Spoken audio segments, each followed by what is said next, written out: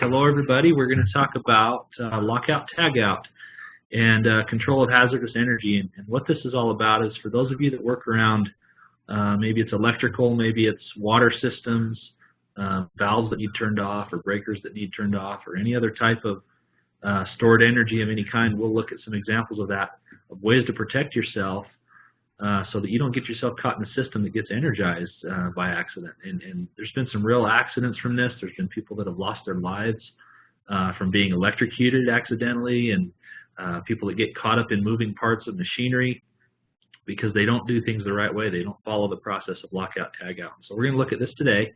I'll show you a few examples of things you can do to protect yourself, to work around things and be safe.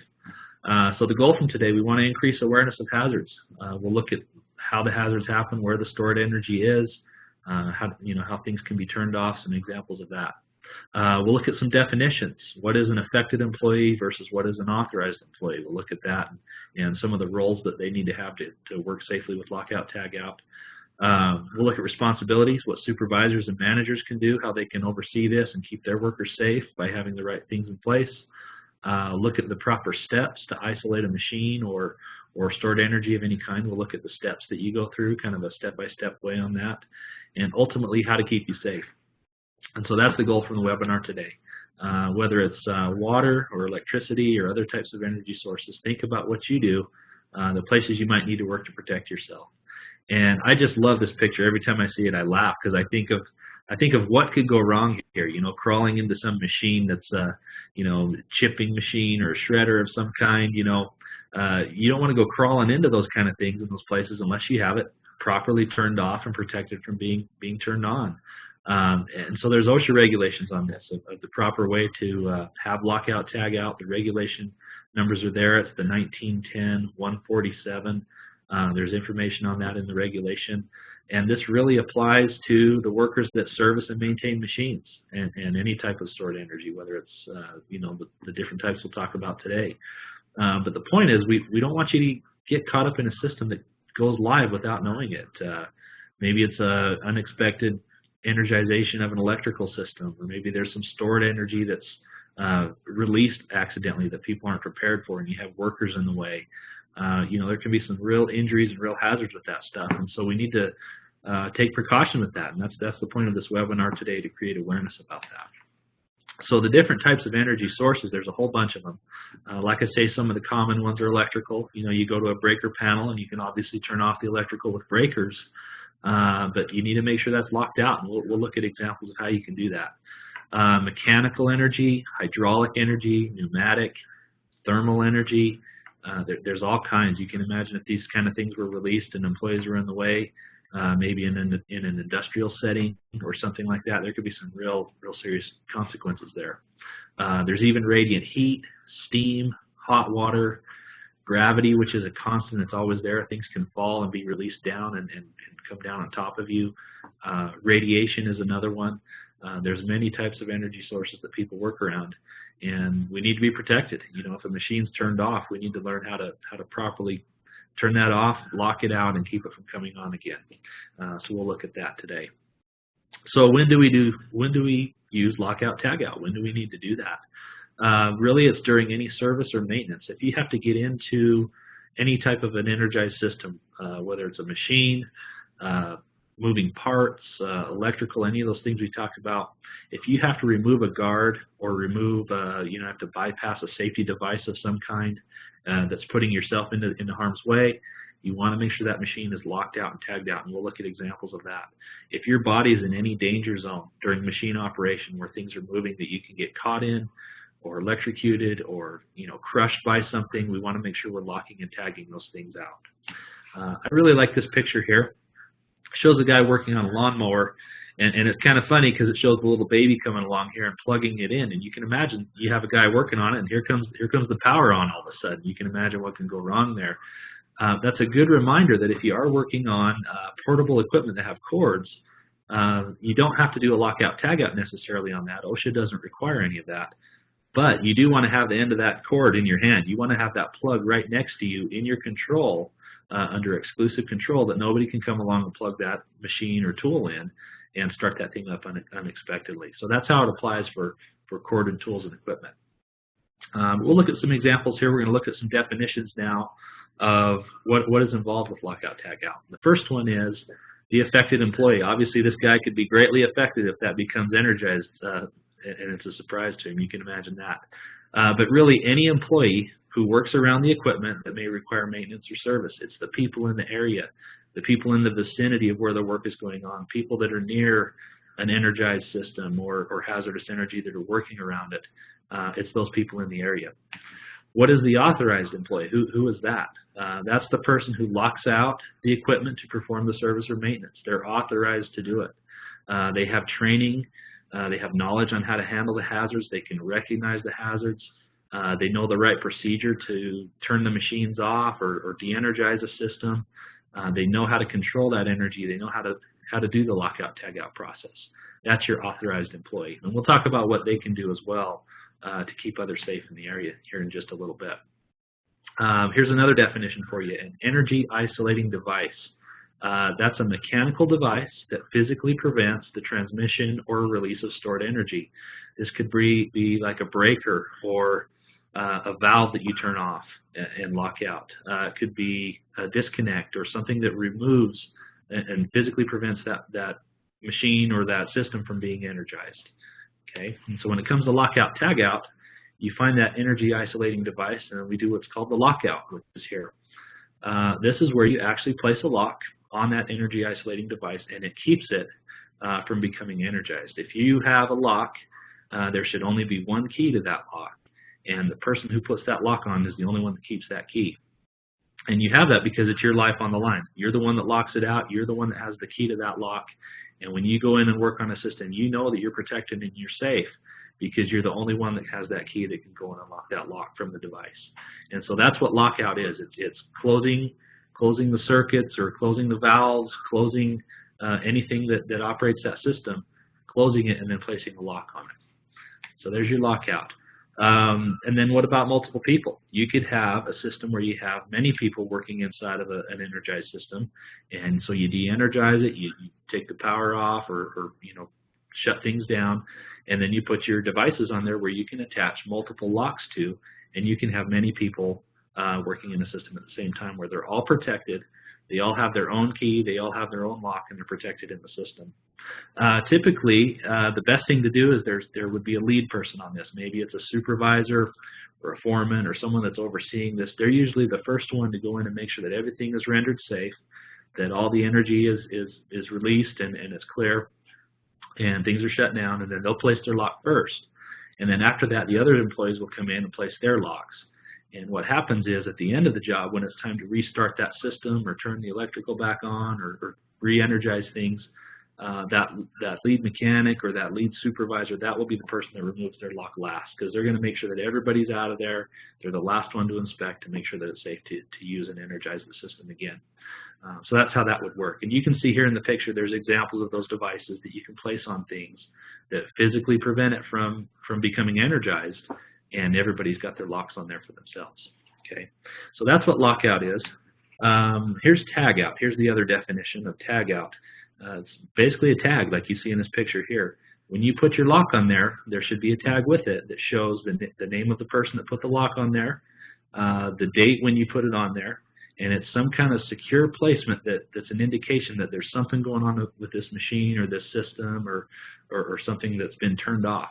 It's indicating that you're doing maintenance, that you're servicing it, that you're doing work on it, and that it shouldn't be turned on. And it's there to let you know whose lock is on there and who's working in that system. So that's your lockout, and that's your tagout.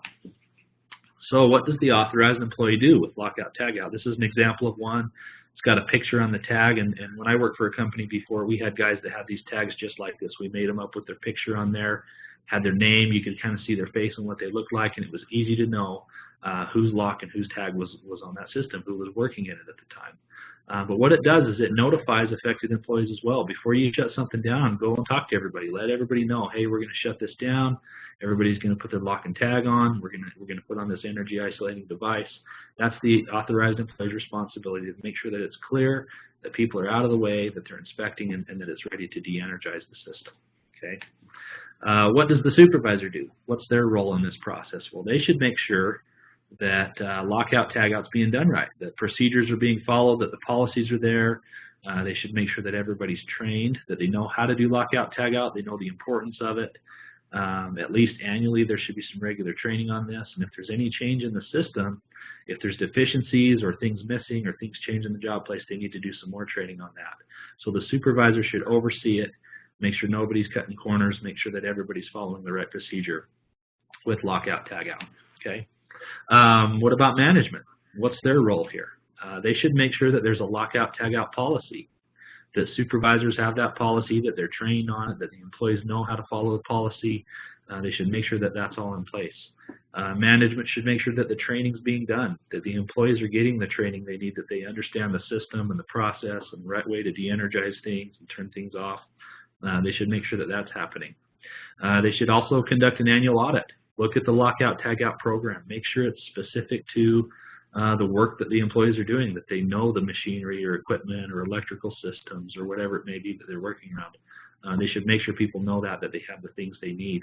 And even the equipment, making sure the equipment's in place. Make sure they have locks and keys and tags and everything that they need, the energy isolating devices and all of that that they need to turn those things off.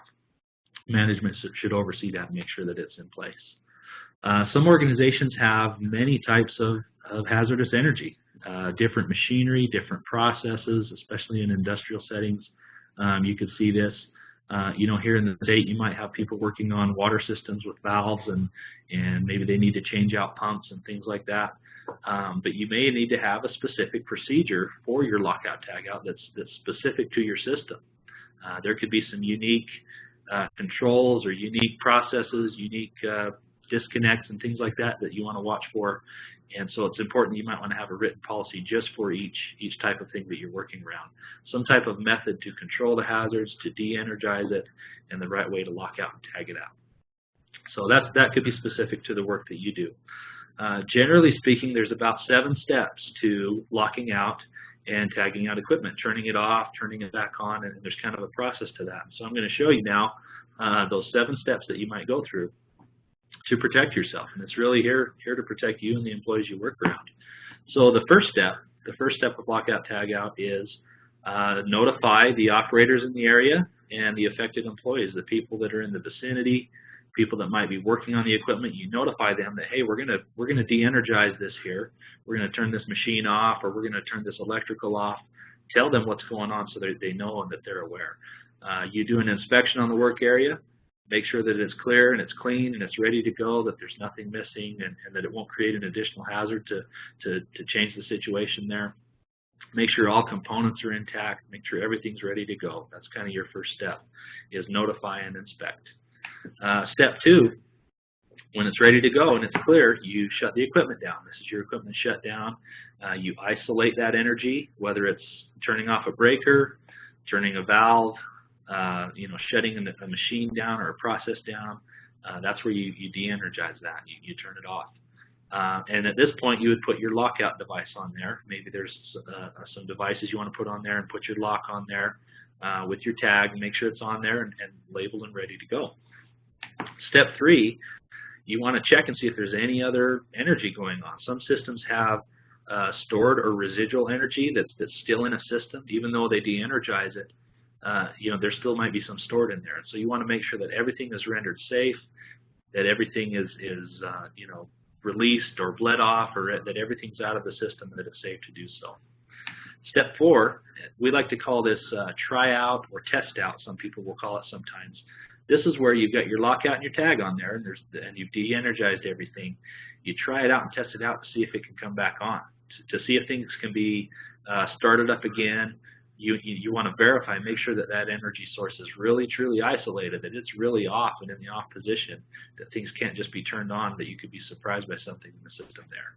So test it out, try it out, see if it can come back on, make sure that your lock and your energy isolating device is working the way that it should. And when you try that, afterwards, make sure that everything is put back to the safe or the off position, so that there's no surprises as you go into work on that work there. Step 5, this is where you perform the work. You've checked everything. You've locked it out. You've tagged it out. You've tried it out. It's now safe to go, so you go in and you perform your work. You do your service or maintenance or repairs or anything that you need to do on the system. And when that's all done, then it's time to think about re-energizing the system, turning it back on and getting it up and going again. Part of that is removing the lock and inspecting the area, making sure that everything's good to go. Before you pull your locks and before you turn those valves back on, or before you flip those switches or put things back in order to turn on again, you want to make sure that nobody's in the area. Check it out, make sure that it's clear, make sure there's no affected employees nearby in the way that could get caught up in something. But do that inspection. Only take off the locks that you need to test things, to test it before it goes fully operational. But make sure it's all good to go and remove those locks at that time. So step 7, you release from lockout. This is when everything's clear, everything's ready to turn on, everything's clean. That lead person, that lead foreman will notify everybody in the area that it's safe, that it's ready to go, and that the machinery or system or electricity is going to be turned back on. So that's kind of the steps that you would go through. That's just kind of a general step-by-step. You may have specific things for your system. You know, there may be specific components you got to check, or maybe there's multiple energy isolating devices you got to watch for. But make sure you're notifying people, make sure you're inspecting, make sure you're locking it out, tagging it out, doing the right things, because it's really there to protect you and keep yourself safe and working in that. What if there's multiple people that are coming on board? What if there's multiple shifts? That's kind of a question here. I've seen this before at a job that we did where we had a day shift and a night shift, and so we would have our energy isolating devices on there. We'd have these little devices we'd put on there and put all the locks on. Well, when it's time for someone to go home at the end of the day, you want to maintain that continuity of lockout. You don't want to have things open again and you got to re-inspect and go through the whole process again. So what we would do is you have one guy who's done for the time. He comes and takes his lock out, but the guy that's coming on board is right there next to him. And as soon as he takes his lock off, the next guy comes in and immediately applies his lock and tag as well. And so that's a good way to maintain that, to keep the energy isolated, to keep the system shut down and de-energized, and you can do your shift changes that way. Sometimes with a shift change, you might end up finding a lock on there. Somebody could forget to remove their lock at the end of the shift. And we had this happen one time. We had a guy that went home and he forgot. We had his tag on there, so we knew who he was. We could see who put their lock on there. And so we made several phone calls to him to try to find out who this was, to figure out who had left and who left their lock there. Because we had to, as part of the job, we had to turn the system back on and test it. And so that's part of a lock removal. You don't cut a lock. You don't remove one without authorization from that person that put it on there. There's really steps that you need to go through, and part of that is verifying that nobody's in the machine, that nobody's left in the system, or nobody's in the way, that they're not still working in there. You might have to attempt to make several phone calls to contact that person and verify that they're not on site. So do your inspection, notify your management. There's even a form for this that you can document, that you've gone through all the right steps to make sure that nobody's in there, that it's all safe and ready to go, and then you can actually cut off or remove their lock, but not without that authorization, not without verifying and going through the right steps to make sure of that. So there's a lot of steps to lockout, tag out, but the critical thing is, being aware of it, not taking chances. You can see in this picture things that can go wrong. There's people that get caught up in machinery, and bad things can happen. Like I say, there's been people electrocuted. Some severe hazards of things that people, they don't do the lockout, tag out. They think, oh, I'll just go in there just for a second, things will be okay. I don't need to lock it out, it's just going to be real quick, or no one's around, I'm just going to go ahead and do it. It's those kind of things that end up catching people. So lockout, tag out, try out is really the process you want to go through to protect yourself. If you're going to work around hazardous energy, stored energy of any kind, electricity or things that can fill up or engulf you, or things that can trap you, you want to make sure that there's no problems there, and lockout, tag out will help you do that. If you go through the right steps, if you do the lockout, tag out, shut things down and go through it, it really can protect you. So remember, the most important thing is you. It's your life, it's your safety, it's your health, and it's up to you. There's a procedure there, there's equipment there to use, but it's up to you to make sure you use it right and keep yourself safe. And again, lockout, tag out can help you through that. So with that, that's kind of the summary of lockout, tag out. We looked at, what the definitions are. We kind of created an awareness about the hazards there, the different types of energy that's out there, and kind of some step-by-step things of what you can do. And so I'll throw it out there now and see if there's any questions out there. Jason, do you see any coming in on that? I don't have any questions that have come in quite yet on that. So, folks, you can type in the chat box or the Q&A box and tell us if you've got some questions there, and we'd love to answer those as it goes along. One of the things that one of the common challenges that I've seen on Lockout Tagout is, well, there are two of those. One is on procedures. The other is on the actual finding a lockout device that will work on the type of equipment that we're working with. And I just want to assure you that those devices are available. There is a way to lock those things out. Sometimes we'll get that, hey, we just can't lock this out. We don't have a way to do that. Let's not just use that as an excuse to put your safety at risk.